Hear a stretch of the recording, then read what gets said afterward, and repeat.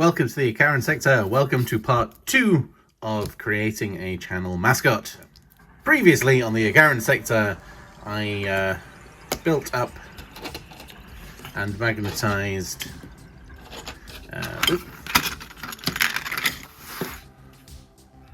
this big chap.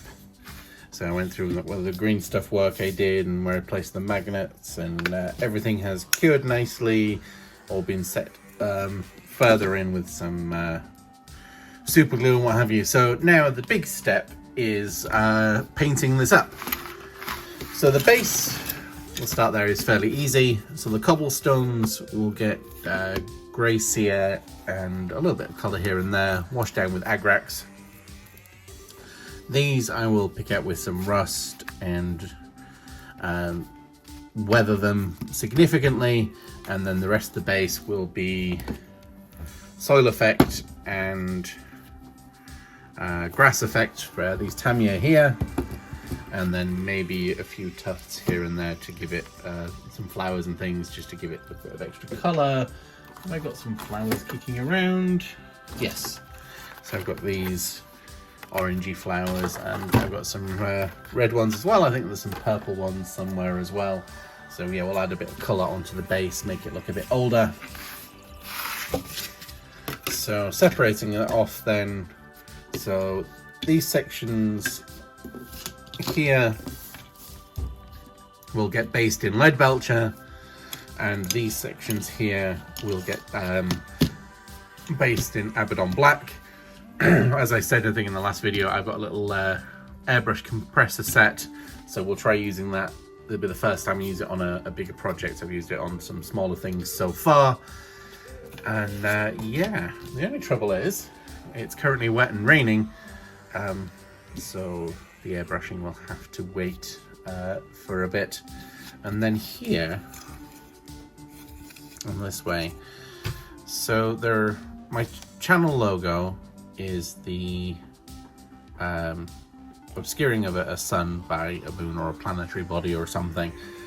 So I want to try and get a circle in liquid mask. So we get the circle there.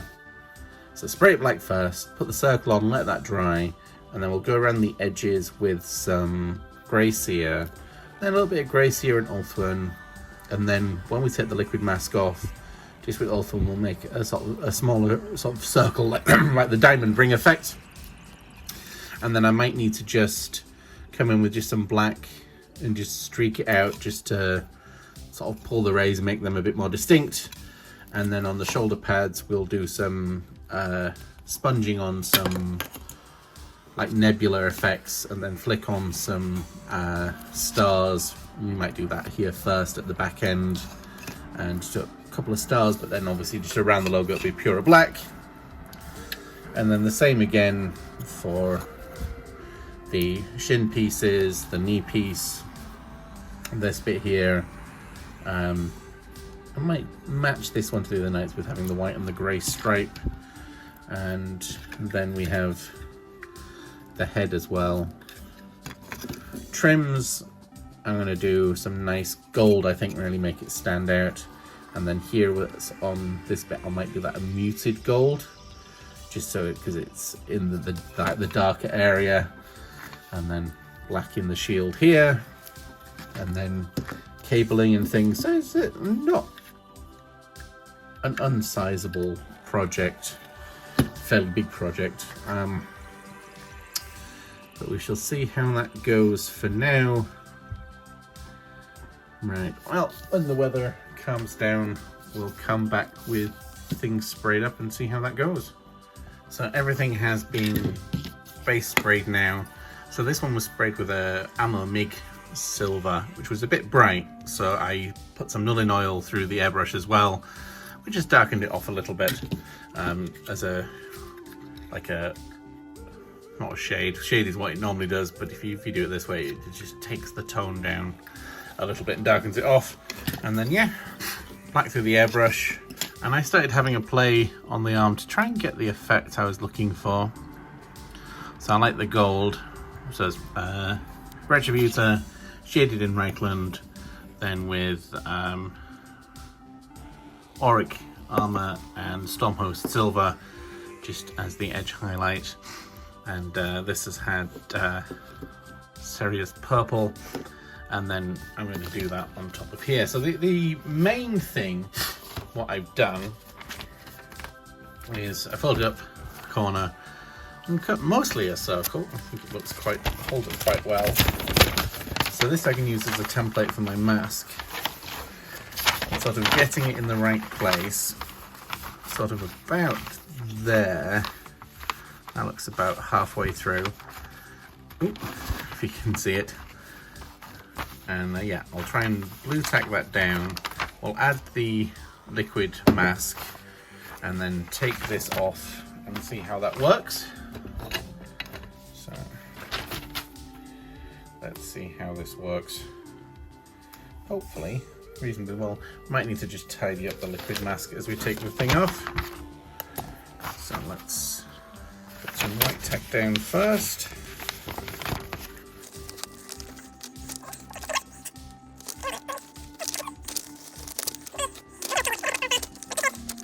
Are we nice and centered?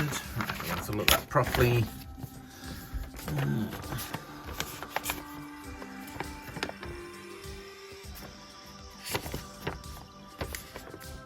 Yeah, well, it's nice and centered to me.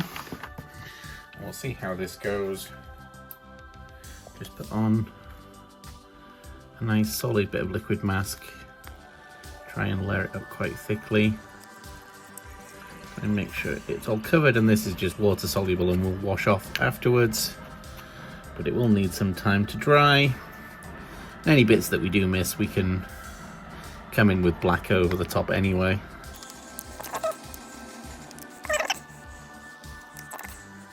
Alright, that should about do it. Let's see how circular it is.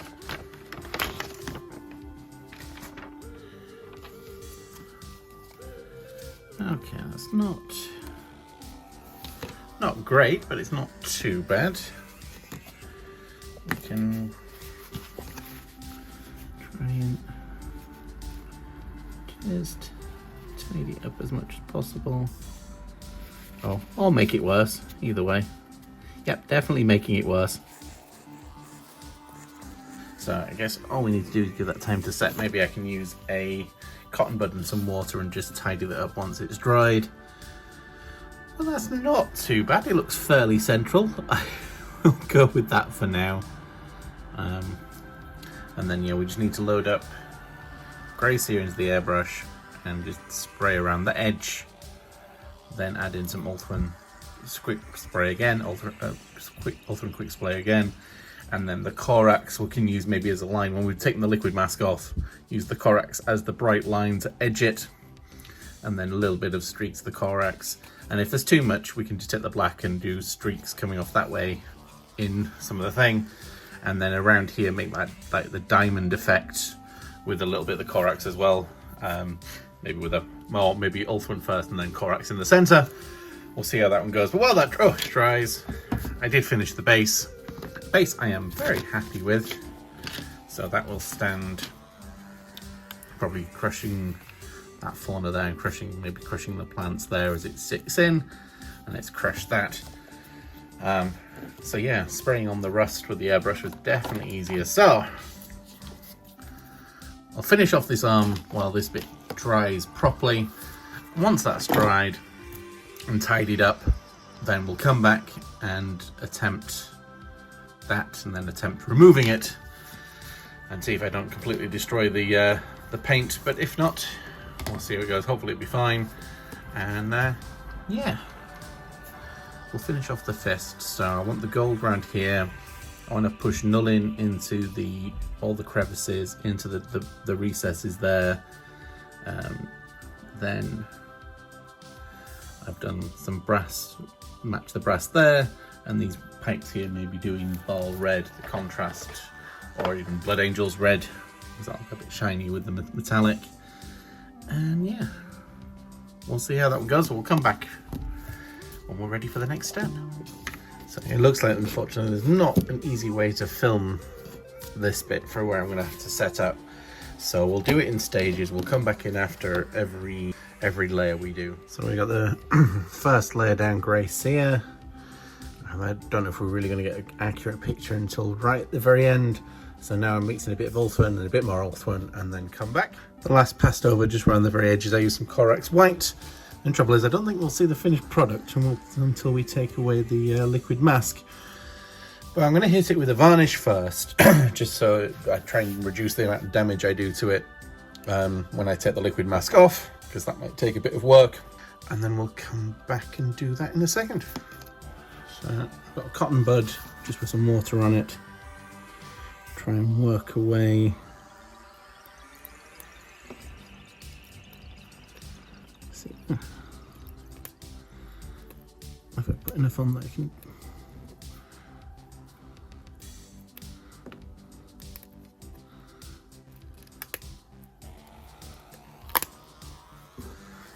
Yeah, I just have to do this. Should probably slow down a little bit. Just intrigued to see how it's turned out.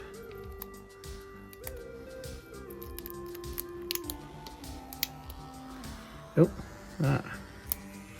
well, this black we can replace pretty easily. That's not a problem. Maybe I should have varnished it before I hit it with the liquid mask.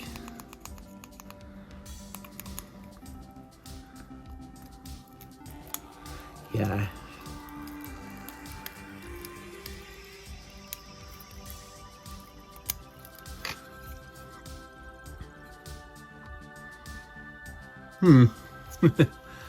That's. Oh. Shall we get all of the liquid mask off? Yeah, it's definitely going to require some cleanup.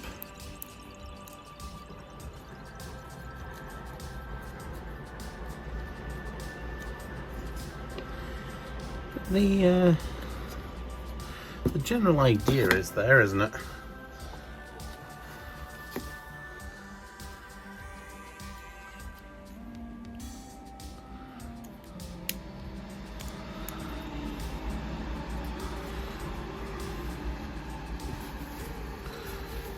Just make sure that's nice and dry.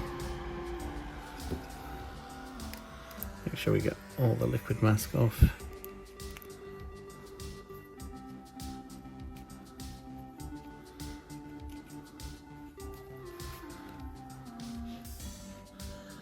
So in principle, I think we've got it. So just a lot of cleanup to go. Right, let's start on the cleanup process. And there it is after the cleanup. We've done like the diamond effect, and then I did a thicker line of Ulthwin, and then a thinner line of Corax, and Corax in the diamond thing. And from a bit further away, that looks pretty good. So just do some nebular effects on the back here. Then all the gold trims, the logo, the gold around the back, and the single purity seal. I guess these bits will be metal for the fan. These are the darker golds in the center, and then these bits can have a lighter gold. And I think it might leave the railings themselves black, not let them stand out too much. Yeah, I'm happy with it came out.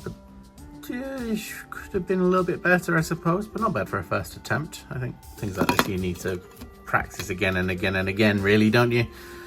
So we'll finish off the top, come back then with all the outer panels done, and then it's just the main body itself and the legs.